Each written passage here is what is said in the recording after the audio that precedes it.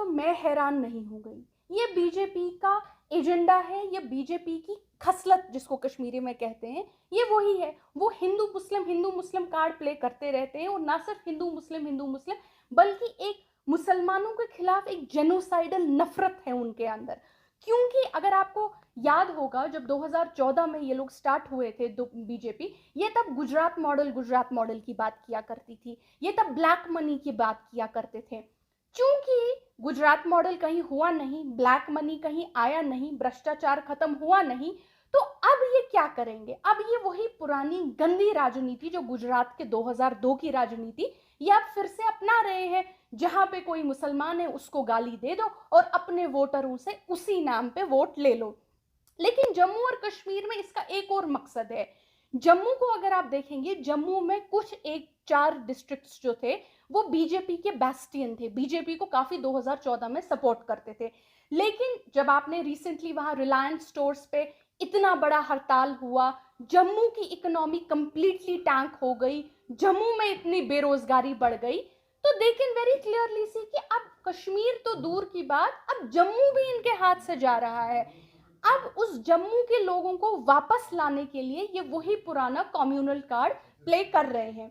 लेकिन मेरा बस एक सवाल रहेगा, अगर यही स्टेटमेंट उमर अब्दुल्ला ने साहब ने दे दिया होता, अगर यही स्टेटमेंट फारूक अब्दुल्ला साहब ने दे दिया होता, या नेशनल कॉन्फ्रेंस के किसी भी इंसान ने दे दिया होता, इन लोगों ने तो सुबह से रात तक प्राइम टाइम डिबेट्स चलाए होते हम लोगों पे। इन लोगों ने तो 14 एफआईआर काटी होती, कहा होता देखो ये कैसे लोग हैं, ये कैसे हैं। जब फारूक साहब बिंद्रो जी की जब मौत हुई, फारूक साहब पहले लीडर थे जो वहां गए, उमर साहब पहले लीडर थे जिन्होंने प्रॉपर स्टेटमेंट निकाला और कहा कि हम लोगों को अपनी माइनॉरिटीज के साथ खड़ा रहना है, ये हमारे कंधों पे ये जिम्मेदारी है।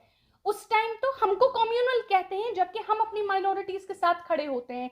ये इतनी खराब भाषा यूज करते हैं मुसलमान औरतों के लिए, लोगों के लिए जेनोसाइडल लैंग्वेज यूज करते हैं, और ये देशभक्त बन जाते हैं, ये नेशनलिस्ट बन जाते हैं। और मैं आपको सिर्फ एक याद दिला देना चाहती हूँ, एक बात, एक बच्चा था, अभी रिसेंटली मुहर्रम का एक प्रोसेशन हुआ था, उस बच्चे ने एक टी शर्ट पहना था जिस टी शर्ट पे लिखा था ऑप्रेस्ड कश्मीर।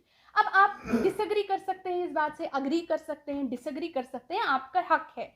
इस बच्चे पे इन्होंने यूएपीए लगा दिया सिर्फ ये टी शर्ट पहनने पे।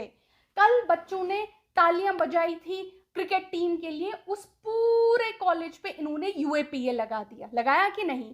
बात तो आपने कहा कि नेशनल कॉन्फ्रेंस ने यूएपीए पे बात नहीं की, उमर साहब का स्टेटमेंट देख लीजिए, हमारे मीडिया सेल से प्रेस स्टेटमेंट देख लीजिए, हमारे स्पोक्स पर्सन्स के अनएंडिंग डिबेट्स देख लीजिए, हमारे आर्टिकल्स देख लीजिए। हम सुबह से रात तक पिछले एक हफ्ते यही शोर मचा रहे कि ये यूएपीए केस यहाँ से हटाओ और सेडिशन का केस वहां से हटाओ। इनफैक्ट कल आप ही की चैनल पे मैं डिबेट कर रही थी।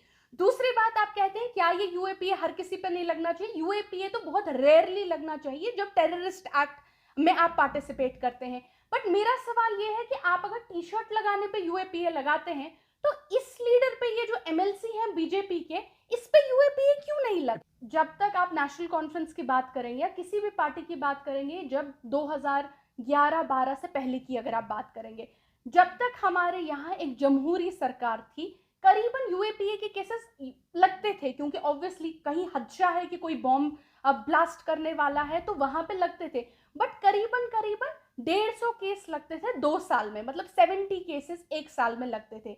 जब से जमहूरी सरकार यहाँ हटाई गई है और बीजेपी की सरकार आई है, यहाँ पे यूएपीए के केसेस में 2000% का इजाफा हुआ है। यानी आप टी शर्ट लगा लें, आप पे यूएपीए लग जाता है, आप ताली बजा लें, आप पे यूएपीए लग जाता है, कुछ भी करें आप पे यूएपीए लग जाता है। और सेडिशन का केस भी नहीं, यूएपीए और सेडिशन में ये फर्क है कि यूएपीए में बेल लेना ऑलमोस्ट इम्पॉसिबल होता है। इसका मतलब यह है कि जब तक आप कन्विक्ट नहीं हो जाते या अक्विट नहीं हो जाते, तब तक आप जेल में रहते हैं। और आपको पता है हमारे यहाँ कोर्ट में करीबन करीबन 10 साल 15 साल एक केस को लगते ही लगते हैं चलते में। सो इट्स बेसिकली कि आप 10 साल 15 साल इसको बंद रखेंगे।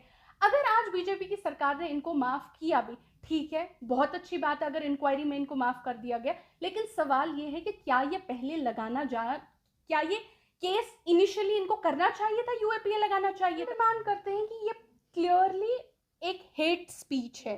हेट स्पीच जो है फ्रीडम ऑफ स्पीच में नहीं आता है। और ऑलरेडी एक एफआईआर उन पे लग चुका है, बहुत अच्छी बात है, नेशनल कॉन्फ्रेंस उसको सपोर्ट करती है, लेकिन नेशनल कॉन्फ्रेंस तो चाहती थी कि हमारी जो स्टेट के कोर्ट्स हैं वो खुद सुओ मोटो कॉग्निजेंस लें इस बात का। क्या हमारे जजेस के कानों में रुई बैठी हुई है? क्या वो ये नहीं देख सकते हैं कि ये कैसा स्टेटमेंट दे रहा है, इसको ले आओ? क्या हमारी पुलिस स्टेशन, कल सजाद करगिली जी ये जो हैं, एक लद्दाख के ही इज अ पॉलिटिशियन इन लद्दाख, उन्होंने त्रिपुरा के वायलेंस की बात की थी, सिंपल वायलेंस की बात की थी, बोला था जो सभी न्यूज में बोल रहे हैं त्रिपुरा में वायलेंस हो रहा है मुसलमानों के खिलाफ, उसको पुलिस स्टेशन वालों ने खुद ही बुलाया, बोला इधर आओ, हमें एक्सप्लेन करो तुमने ये स्टेटमेंट कैसा दिया। मुझे एक बात बताइए, क्या इसको पुलिस स्टेशन वाले खुद नहीं बुलाने चाहिए थे? क्या हमको हर वक्त जाना है एफआईआर लगाने के लिए? क्या पुलिस जजेस जो है सुओ मोटो कॉग्निसेंस इस बात की नहीं ले सकते हैं? तो एक सिस्टम जो है, हमने एफआईआर तो लग चुका है, हम उस एफआईआर को जब तक हो सकता है तब तक परस्यू करेंगे, जब तक ये इंसान कन्विक्ट ना हो जाए। बट कहीं ना कहीं you have to see this is also failure of the system and biasness of the system. जहां एक इंसान अगर चूं करता है उस पर यूएपीए लग जाती है, दूसरा इंसान अगर ऐसी जेनोसाइडल भाषा यूज करता है, बोलता है सबको मारो इनको काटो, और उसको देशभक्त बोला जाता है। You have to see it in that perspective also.